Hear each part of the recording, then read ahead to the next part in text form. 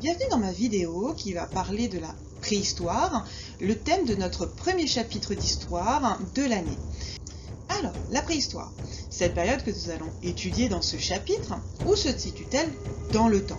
Eh bien tout simplement, c'est la première histoire, la première période historique de notre temps, la première période historique de notre histoire à nous en tant qu'espèce humaine. Puisqu'il y a moins 3 millions d'années, les premières espèces d'hominidés apparaissent. Donc nous verrons dans notre chapitre pourquoi j'utilise le pluriel.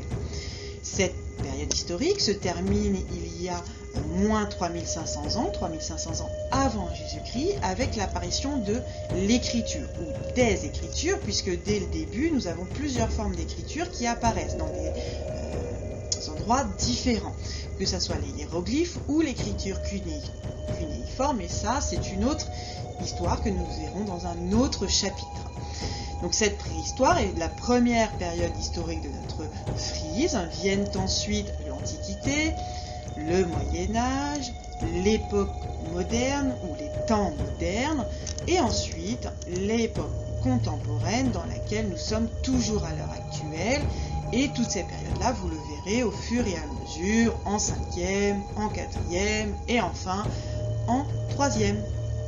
Alors la préhistoire, nous avons vu quand ça se passe. Il faut également rappeler où cela se passe. Donc où est-ce que ça se passe? Eh bien tout simplement cela se passe sur le continent africain.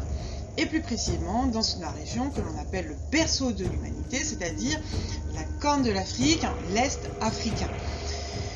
C'est dans cet endroit que l'on a retrouvé les plus anciens fossiles des espèces d'hominidés. Donc on sait que l'espèce humaine serait apparue en Afrique, sauf si on en retrouve d'autres. Mais en tout cas, pour l'instant, le berceau de l'humanité serait l'Est africain. Ensuite, toujours grâce au travail des archéologues, on sait que ces espèces humaines ont quitté progressivement le continent africain pour finalement se rendre sur l'ensemble du globe. Le premier à entreprendre ces migrations, ce départ, ce voyage, c'est l'Homo erectus. Il quitte le berceau africain pour se rendre seulement en Asie, mais également en Europe.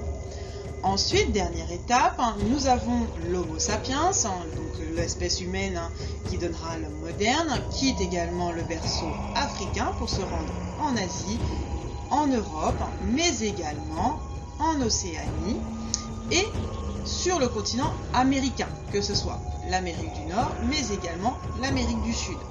Donc c'est l'Homo sapiens qui va coloniser ou qui va peupler plutôt l'ensemble de la planète. Donc deux lieux à retenir, dans un premier temps le continent africain et ensuite l'ensemble de la planète. Alors, ce qu'il faut retenir de cette introduction, c'est que la préhistoire est une période historique, la première période historique de notre frise chronologique qui raconte finalement l'évolution de l'espèce humaine de son apparition il y a moins 3 millions d'années jusqu'à nos jours. Cette période historique, qu'est la préhistoire, se subdivise en deux. D'abord le paléolithique et ensuite le néolithique. On verra après à quoi cela correspond. Ensuite, la préhistoire commence donc sur le continent africain. Les espèces humaines, différentes espèces humaines y sont nées. C'est pour ça qu'on appelle ça le berceau de l'humanité. Ensuite, ces espèces humaines, à partir de l'Homo erectus, ont commencé à quitter progressivement le continent africain pour se rendre sur les autres continents, l'Asie, l'Europe pour l'Homo erectus, et l'Océanie et l'Amérique pour l'Homo sapiens. Donc, ce qu'il faut retenir, la préhistoire égale deux périodes, paléolithique, néolithique, et un espace géographique, d'abord l'Afrique et ensuite l'ensemble du globe terrestre. Alors comme vous l'aurez deviné, notre chapitre va s'articuler autour de deux parties. D'abord le paléolithique, cette première période historique avec l'apparition des premiers hominidés, où nous allons expliquer comment ces hominidés vivaient, quel était leur mode de vie.